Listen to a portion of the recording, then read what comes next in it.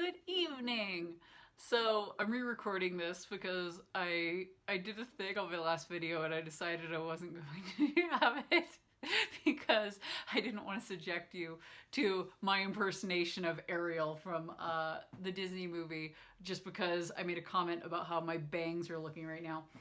Anyway, you guys don't need that, so we're not doing it. But anyway, I have some exciting news. I did do my writing still today, even though I said I might take a break. I didn't do a full 1,000 words, but I did do 848 words. And I also hit exactly 25,000 words today with my writing. Here, I'm going to show you. Okay, first I'll show you my Camp Nano stats and see how I'm at like exactly 25,000. And so far, I've been at or above the line the entire month, so I'm doing good. I've only got 5,000 words left to go. Hold on. Let me find this. So you know I'm not fibbing. There. 25,000 words on the dot. Love it when I randomly land on like rounded off numbers with things. That makes me so happy. I was hoping that was going to happen tonight too because I really like the number 25. I know that sounds weird, but I like it because it's groups of 5 and groups of 5 make me happy. But anyway, that's where I'm at right now. I just got pretty much done writing this one scene where my character is looking at the x-rays of the patients that he has to try to figure out why they're having these breathing problems all of a sudden. And every single one of the x-rays looks like there's a tumor in their chest, like on every single patient in exactly the same spot, like the same size roughly and stuff. And he's just like, oh crap. Because he's like, none of these people live in the same area. There's no way this is environmental, that these have been growing for a while because they're like fist-sized tumors. That's really bad. And he's like, it has to do with this radiation from these meteors, which means these have only been growing for a couple of days. That is a big problem because they might still be growing and there's no way in hell we can do surgery on all these patients in time before they die. And plus they're not in the condition to go through surgery. They wouldn't survive it. And he's like freaking out. He's feeling really hopeless at this point. And he basically, next thing he's gonna have to do is go down and deal with the coroner, which he hates. They do not get along, and she's a mean, bitter bitch. But and deal with her, where she's gonna basically show him what the tumors actually looked like in the patients when they're cut open, or rather, she's going to show him something. She hasn't told him what. But anyway, more information is going to be revealed about the tumors that they're seeing on the x-rays popping up here soon.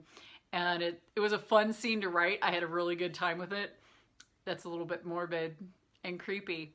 But I got to look up. I didn't do the thing that I normally do where I put notes to research it later because I really wanted to be able to describe what it was going to look like.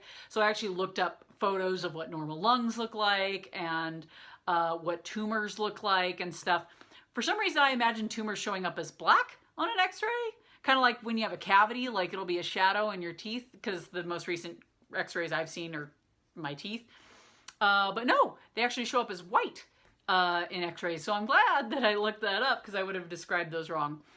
Anyway, that's it for that. I'm going to jump into my writing advice.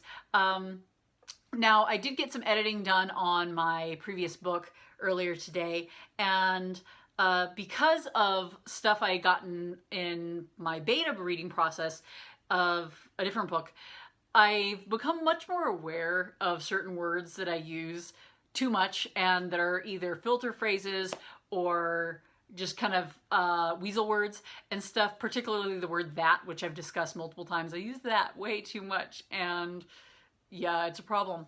So I was reading back through my other book and I was noticing how much of that I still had in there, even though I've edited my first chapter like 1,000,000 times, but I hadn't had that beta feedback yet to point out to me those things. And now I'm hyper aware of it.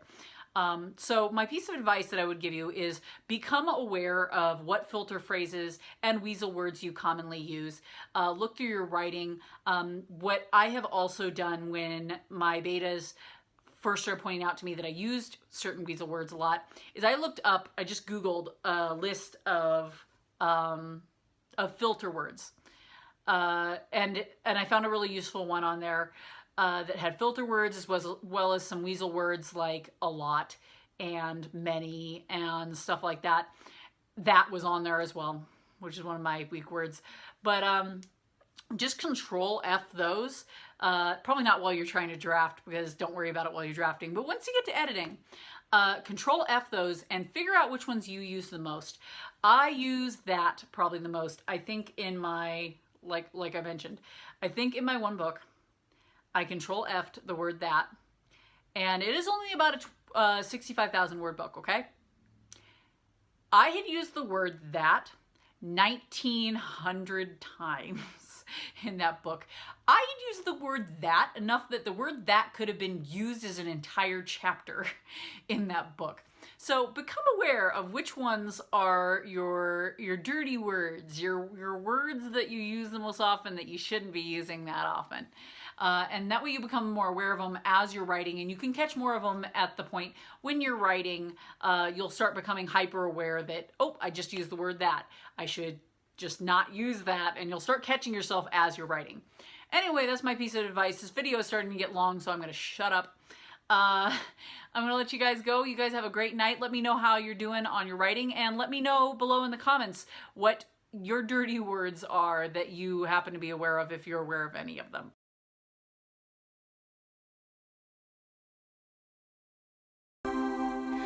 I wanna be where the people are.